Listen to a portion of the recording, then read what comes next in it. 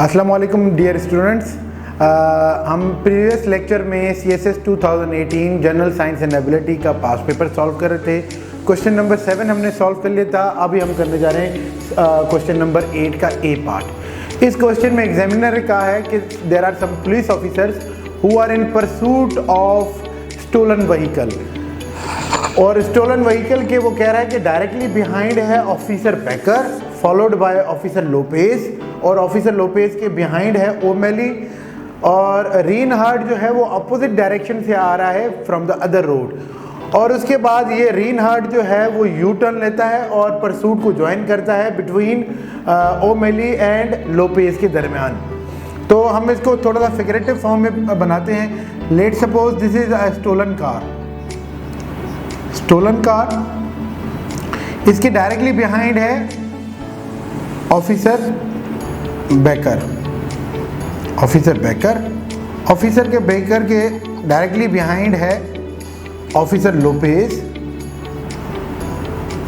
और officer Lopez के directly behind है ओमेली।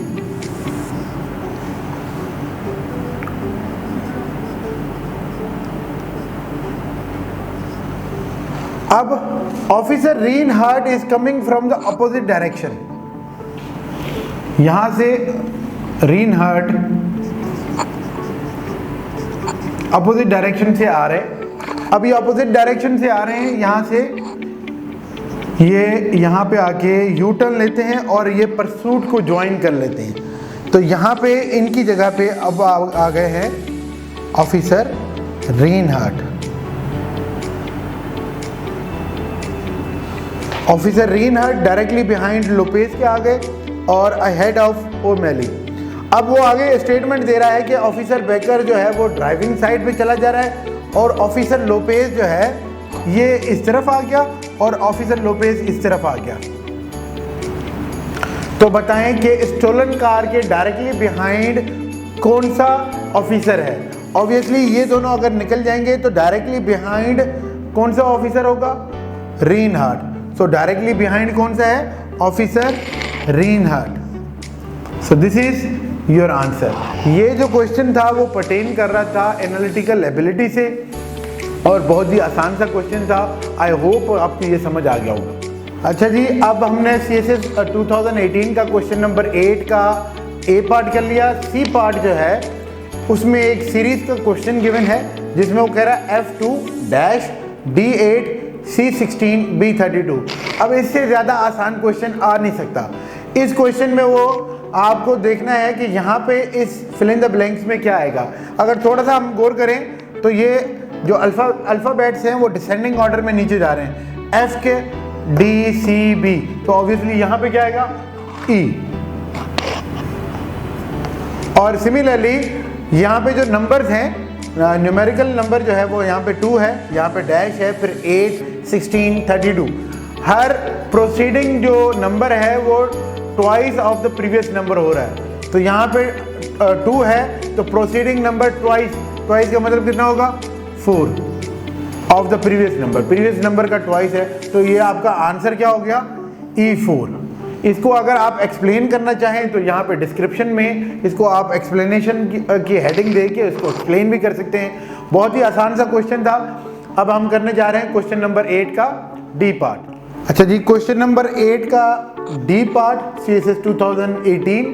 अब इसमें ये कोडिंग और डी कोडिंग से रिलेटेड क्वेश्चन है जिसमें कहा गया है land mine is equal to PYRBQGRC। अब आपको यहाँ पे पैटर्न पिक करना है कि लैंड माइन को इसने डिकोड करके ऐसे किस तरह लिखा है। तो सिमिलरली इसको होममेड को भी हमने डिकोड करना है कि हमने कि किस तरह लिखना है। तो लैंड माइन में अगर हम गौर करें कि L has been replaced by P and A has been replaced by Y, N has been replaced by R, D has been replaced by B। तो थोड़ा सा अगर हम गौर करें, L के बाद क्या आता है? M, N, O, फिर P। मतलब हर 3 प्रोसीडिंग जो लेटर्स आ रहे हैं उनको छोड़ के चौथे वाले पे आपका ये रिप्लेसमेंट आ रही है। और दूसरे वाले में क्या आ रहा है? A के अगर हम पीछे जाएं तो A से पहले क्या है? Z, Z से नेक्स्ट वाला नंबर, मतलब गोइंग +3 -1, आगे की तरफ फॉरवर्ड कर रहा है +3 और पीछे की तरफ फॉरवर्ड कर रहा है -1। इसी तरह n के बाद +3, बीच में जो 3 लेटर आएंगे कौन से होंगे? n के बाद O, P, Q, नेक्स्ट वाला होगा R, तो आपका R आ गया। D के आपने एक छोड़ के दूसरे वाले लेटर पे पहुंचना है। D से पहले कौन सा है? C, C से पहले B, तो आपका एक छोड़ के दूसरे वाले लेटर पे पहुंचना है। तो एक लॉजिक हमारे पास आ गई। सिमिलरली यहाँ पे H के बाद 3 प्रोसीडिंग लेटर्स कौन से हैं? H के बाद I, J, K, तो क्या आएगा? L। अब O से पहले क्या आएगा? N, N के पहले M। अब ये +3 हो गया, +3, और ये हो गया आपका दूसरा वाला जो लेटर है वो -1। अब ये सिमिलरली +3, M के बाद +3 करें, M के बाद क्या आता है? N, O, P, Q, next letter आपका Q, और इसके बाद E, तो E से पहले D, D से पहले C, इसी तरह M, M अगेन Q, उसके बाद A, जाहिर सी बात है Y से रिप्लेस होगा।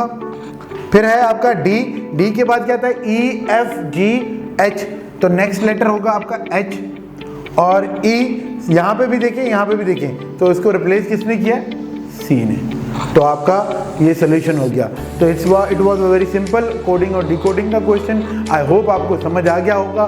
कोई भी क्वेश्चन हो, कोई भी क्यूरी हो, तो आप हमें नीचे कमेंट सेक्शन में ज़रूर बताएं। इंशाल्लाह अभी इन द कमिंग लेक्चर्स हम CSS 2017 और 16 को भी सॉल्व करेंगे। तो मिलते हैं अपने नए लेक्चर के साथ। Thank you very much.